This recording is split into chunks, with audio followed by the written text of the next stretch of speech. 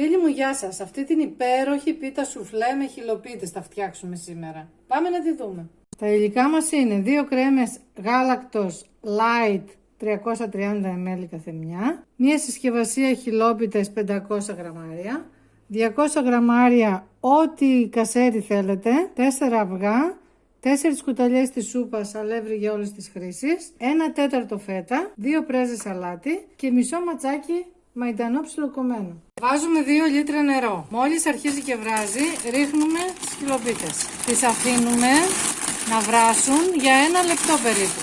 Έχουν βράσει οι χυλοπίτες. Σε ένα βουτυρωμένο ταψί 25x35 τις ρίχνουμε μέσα.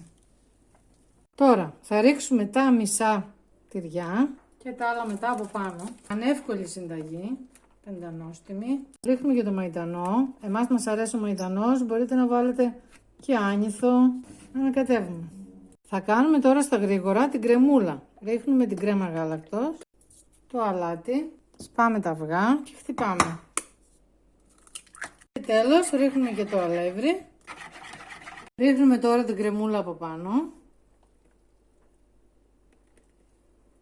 Ρίχνουμε και το υπόλοιπο τυρί, κασεράκι, η μοτσαρέλα του πάει πολύ. Ψήνουμε 180 βαθμούς προθερμασμένο φούρνο πάνω κάτω και σε μισή ώρα είναι έτοιμο. Έτοιμη η πίτα σουφλέ, για να τα δοκιμάσουμε.